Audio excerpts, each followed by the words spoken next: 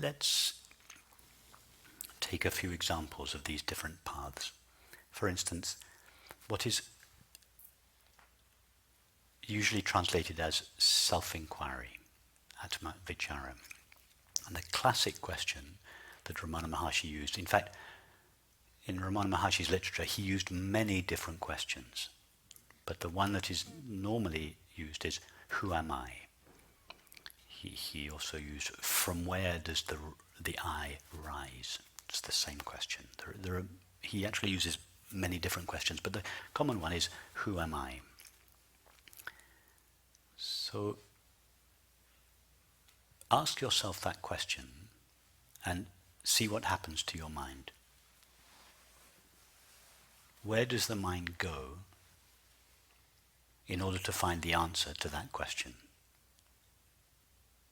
Now it may start, and obviously not in your case, you've been around for a while, but if one were to ask someone on the street that question, who am I?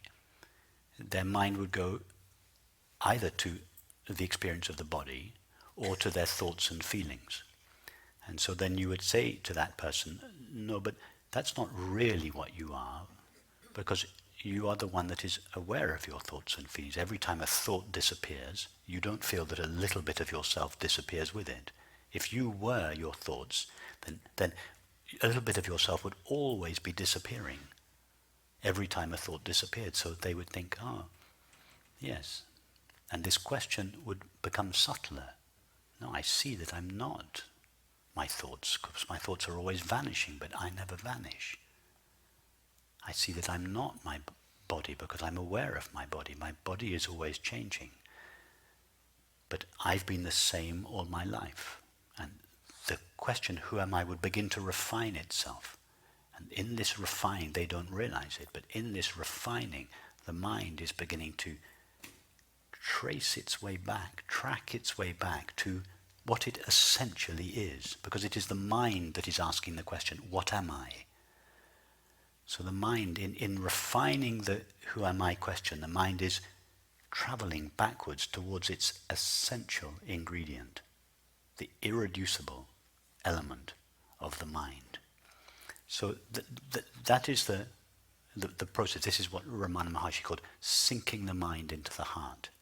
He didn't mean the heart, the physical heart. He meant the heart, the essential core, the essential being, sinking the mind. So sinking the mind gives the sense that the mind rises out of the heart of awareness in order to know objective experience. But its home, the place that it comes from, is this colorless, empty, indivisible, infinite awareness. So this question, who am I, is like an invitation to the mind to trace its way backwards or inwards or selfwards. It's not really inwards, it's certainly not into the body, but it's inwards as opposed to outwards towards objects. Now, another version of it, my preferred version, although I use many different questions. I think on the first evening, I don't know how many questions we used, 15 different questions. They were all variations on the same question, but my current preferred question is, as you all well know, the question, am I aware? And the reason I think this question is so efficient is because unlike the who, and this is not a criticism of the who am I question. I'm not suggesting I was suggesting that I might be criticizing it. I'm not. It's a beautiful inquiry. But if you read the commentaries on Ramana Maharshi, for decades people misunderstood the who am I question. You see questions from mature students, by which I mean people who've been around for a long time, asking, for instance, but which I are we referring into? Questions like this. There was confusion around the question, who am I? And if you were to ask someone on the street, who am I? They wouldn't quite know, is it the mind? Is it the body? Is it the separate self? Is it the ego? There's some confusion. But if you ask the question, am I aware? You ask it to someone who's been on the non-dual path for 40 years. You ask it to someone on the street who's never heard of non-duality. That question takes you directly irrespective of your conditioned thinking. It takes you directly to the experience of being aware, because that is the only place you can go to get the answer to that question. So that is like a shortcut for the mind. It just directly goes to the experience of being aware, because unless you go to the experience of being aware, you cannot answer the question, am I aware? So between the question, am I aware, and the answer, yes, the mind collapses into its source. Awareness briefly shines, and that shining is the knowledge, yes, I am. Hence the mind then rises again and answers, yes, I am. But that yes, I am comes from the experience of consciousness knowing itself. So that's a second version of self-inquiry. Who am I? Am I aware? Another common version is focusing on the I am, which again, it's a beautiful question. It was Nisargadatta's preferred method, but much confusion around it. What kind of confusion? Focusing on the I am. Well, what should I focus on? If I were to ask you now to focus on these flowers, what would you do? You just direct your attention towards the flowers. If I were to ask you to focus on the speaker, you just direct your attention towards the speaker. If I were to ask you, focus your attention on the tingling sensation at the soles of your feet, you just focus your attention straight there. Now, if I were to ask you, focus your attention on the experience of I am, what do you do with your attention? Where do you focus in? It's a challenge. It's a challenge. You're not sure. There's some doubt. Where is this I am? Or where do I go? So there's a little bit of doubt. That is not a criticism of the question. It's because after the mind explores the question for some time, the I am is my essential being. So I, the mind, have got to focus on what I, the mind, essentially is. But then the mind realizes all I can focus on is an object. I cannot turn around and focus on myself.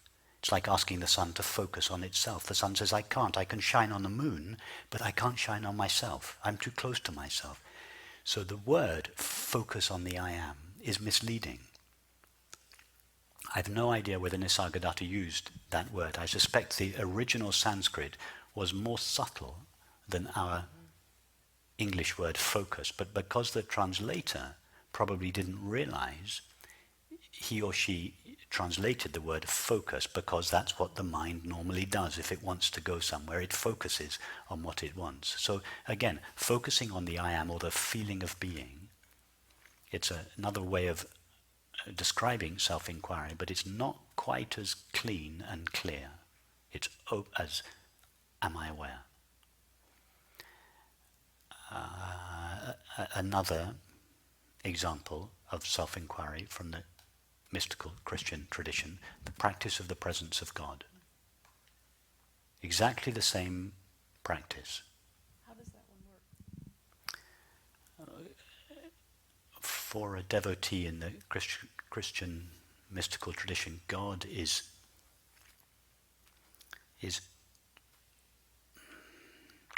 infinitely larger than the self that we feel ourselves to be. The mind has to completely surrender itself to God's infinite being. The mind has to give up its own limitations. It has to hand everything over to God's infinite being. So what happens to a mind that is totally surrendered to God's infinite being? What impulse would there be for such a mind to rise and go out towards an object? Why would the mind ever go anywhere if it was truly surrendered to God's being? Why would the mind venture off in a daydream into the past? It's only for the sake of happiness that the mind does that. But such a mind is not truly surrendered to God, because such a mind is saying, I think my happiness is over there. It's not where I am. So such a mind is not surrendered to God. A mind that is truly surrendered to God can't take a step. Now, what is the mind that is so completely surrendered that it never goes anywhere? Where does such a mind reside? Where would it rest? In itself. In itself, in its source. What is its source? What is the place from which the mind rises? Was one of Ramana Maharshi's versions of self-inquiry. Whence does the I thought arise? It's awareness. The essential nature, the place from which, if we can call it a place, the placeless place from which the mind realizes is pure awareness. So a mind that is totally surrendered to God is resting in its essential nature. So the practice of the presence of God is simply another version of what is called self-inquiry or self-investigation. The Russian philosopher Peter Uspensky used to have a fourth way school, and the practice there was self-remembering. Again, an enormous amount of confusion in that school as to what self should be remembered. It's not a completely clean question. There's room for ambiguity there. But what happens to the self that is remembering itself? How much distance is there between the self that remembers and the self that is remembered? There's no distance. There's no room there for the mind to rise and take a path. So self-remembering is the same practice. It's the same non-practice of resting the mind in its source. Self-resting or self-abidance. You find this at the core of all the great spiritual and religious traditions. Ramana Maharshi was unusual and unique in that he really brought it out of hiding. It was hidden in many of these traditions, but because most people found it too difficult, and not in fact too difficult because it's the easy, literally it is the easiest non-practice there is. This is why Ashtavakra said for the sage even blinking is too much trouble. It's even easier than blinking. But because most people's attention is so profoundly lost in objects, the resting of the attention in the source seemed to be too difficult, and therefore the religious and spiritual traditions elaborated more progressive ways to return the mind to its source, such as mantra meditation. Nothing wrong with it. I practiced it for 20 years. Because the mind is so involved with objects, it cannot return to its source. The teaching says, okay, as a compassionate concession, I will give you a special object. A mantra is an object. You are facing the mind away from its source towards the object. But as a compassionate concession to the mind that is exclusively involved with objects, the teaching says, okay, I'm going to give you this object. Instead of attending to 10,000 things, attend to one thing. It steadies the mind. The mind remains focused outwards on the object, and then as you repeat the mantra it gets slower and quieter. As the mantra gets slower and quieter, without your necessarily realizing it, that the mind has already been steadied, it's not going anywhere else, that the single object on which it is focused begins to fade. As that object begins to fade, the mind begins to trace its way back to its source. So or focusing on the breath, or focusing on the pause between the breaths. All these are skillful means that are elaborated for those of us whose attention are so deeply involved with objects that we cannot readily let go of them. So they are halfway stages that first steady the mind before the mind is sufficiently steadied in order to be able to sink into its source. Now, in this approach, we don't give those progressive means. because I feel that our culture is sufficiently ripe for this direct approach. That we don't need the progressive approaches